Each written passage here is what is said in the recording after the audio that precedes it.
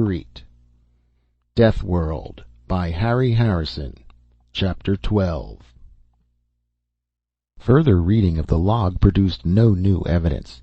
There was a good deal more information about the early animal and plant life and how deadly they were, as well as the first defenses against them. Interesting historically, but of no use whatsoever in countering the menace. The captain apparently never thought that the life forms were altering on Pyrrhus, believing instead that dangerous beasts were being discovered. He never lived to change his mind. The last entry in the log, less than 2 months after the first attack, was very brief and in a different handwriting. Captain Kurkowski died today of poisoning following an insect bite. His death is greatly mourned. The why of the planetary revulsion had yet to be uncovered. Kirk must see this book, Jason said. He should have some idea of the progress being made. Can we get transportation, or do we walk to City Hall? Walk, of course, Meta said. Then you bring the book. At 2 Gs I find it very hard to be a gentleman and carry the packages. They had just entered Kirk's outer office when a shrill screaming burst out of the phone screen. It took Jason a moment to realize that it was a mechanical signal, not a human voice. "What is it?" he asked. Kirk burst through the door and headed for the street entrance. Everyone else in the office was going the same way. Meta looked confused, leaning towards the door, then looking back at Jason. "What does it mean? Can't you tell me?" He shook her arm. "Sector alarm. A major breakthrough of some kind at the perimeter. Everyone but other perimeter guards has to answer." "Well, go then," he said. "Don't worry about me. I'll be all right." His words acted like a trigger release. Meta's gun was in her hand, and she was gone before he had finished speaking. Jason sat down wearily in the deserted office. The unnatural silence in the building began to get on his nerves. He shifted his chair over to the phone screen and switched it on to receive. The screen exploded with color and sound. At first Jason could make no sense of it at all, just a confused jumble of faces and voices. It was a multi-channel set designed for military use. A number of images were carried on the screen at one time, rows of heads or hazy backgrounds where the user had left the field of view. Many of the heads were talking at the same time, and the babble of their voices made no sense whatsoever. After examining the controls and making a few experiments, Jason began to understand the operation. Though all stations were on the screen at all times, their audio channels could be controlled. In that way 2, 3, or more stations could be hooked together in a link-up. They would be in round-robin communication with each other, yet never out of contact with the other stations. Identification between voice and sound was automatic. Whenever one of the picture images spoke, the image would glow red. By trial and error, Jason brought in the audio for the stations he wanted and tried to follow the course of the attack. Very quickly he realized this was something out of the ordinary. In some way, no one made it clear, a section of the perimeter had been broken through and emergency defenses had been thrown up to encapsulate it. Kirk seemed to be in charge, at least he was the only one with an override transmitter. He used it for general commands. The many tiny images faded and his face appeared on top of them, filling the entire screen. "All perimeter stations, send 25% of your complement to Area 12. The small images reappeared and the babble increased, red lights flickering from face to face. "Abandon the first floor. Acid bombs can't reach." "If we hold, we'll be cut off, but salient is past us on the west flank. Request support." "Don't, Merv. It's useless." "And the napalm tanks are almost gone. Orders?" "The truck is still there. Get it to the supply warehouse. You'll find replacements." Out of the welter of talk, only the last 2 fragments made any sense. Jason had noticed the signs below when he came in. The first 2 floors of the building below him were jammed with military supplies. This was his chance to get into the act. Just sitting and watching was frustrating, particularly when it was a desperate emergency.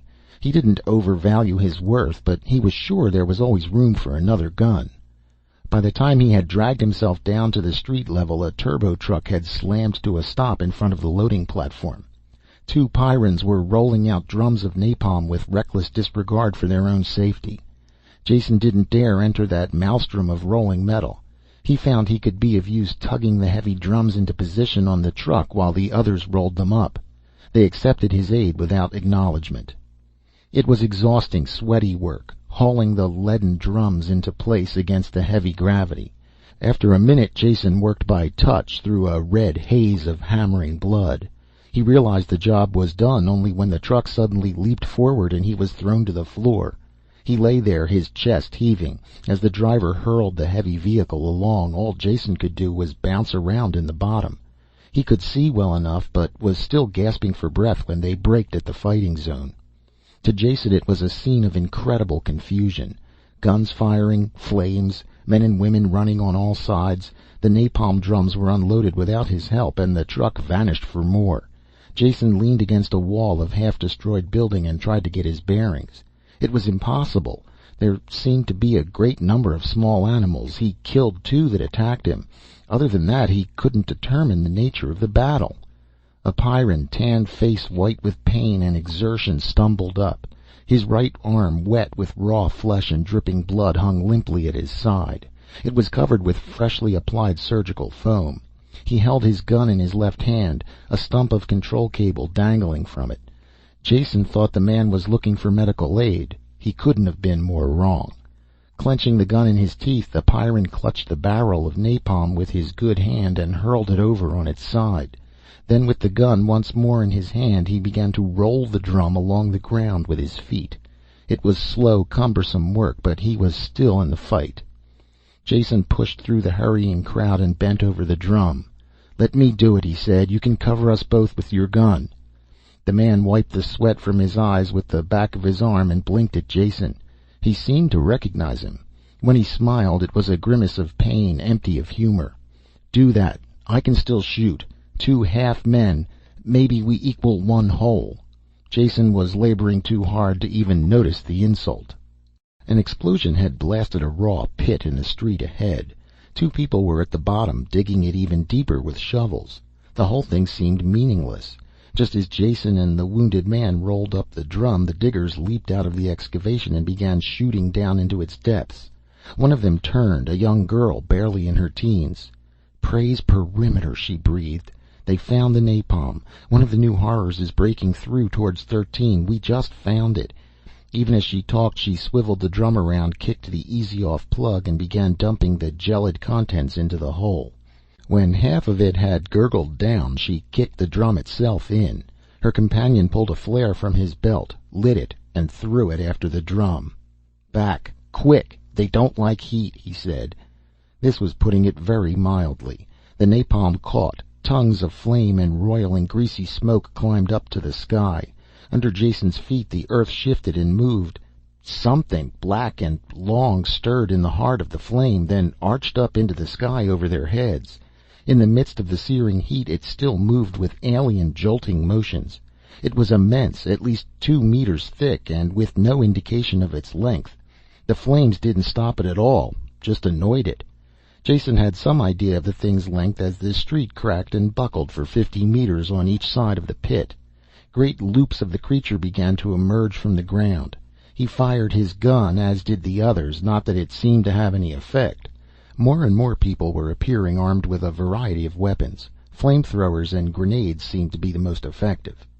"Clear the area. We're going to saturate it. Fall back." The voice was so loud it jarred Jason's ear. He turned and recognized Kirk, who had arrived with truckloads of equipment. He had a power speaker on his back, the mic hung in front of his lips.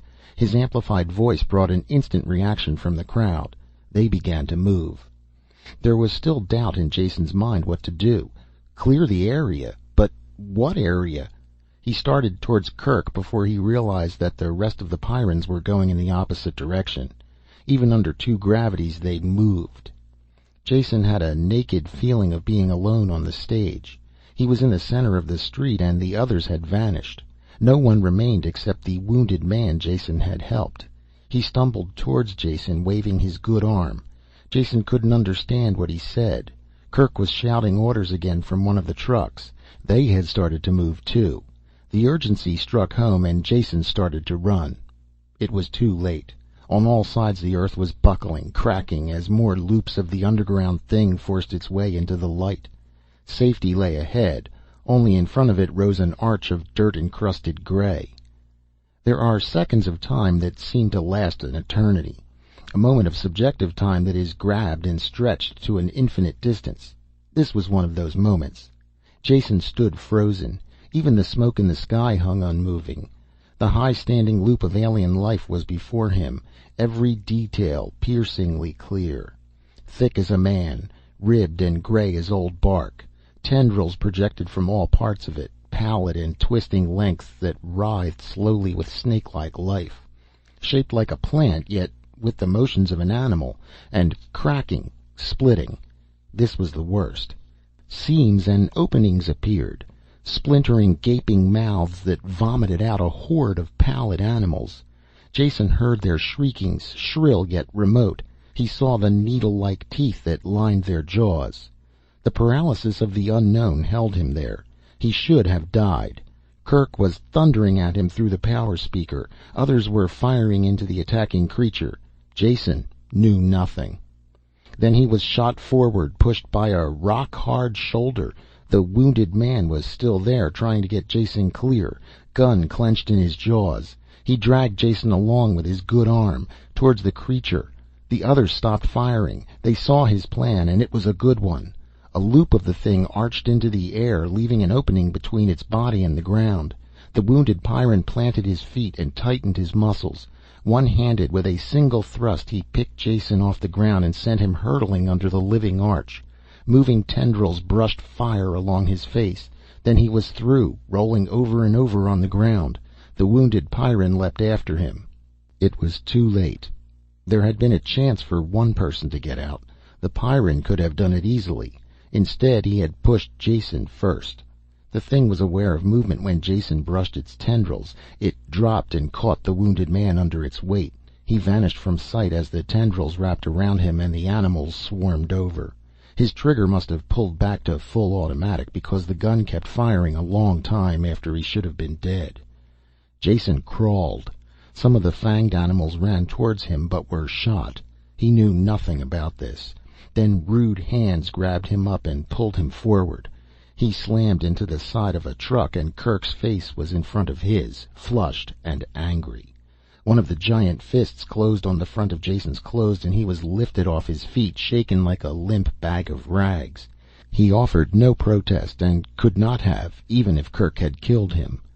When he was thrown to the ground, someone picked him up and slid him into the back of the truck. He did not lose consciousness as the truck bounced away, yet he could not move. In a moment the fatigue would go away and he would sit up. That was all he was, just a little tired.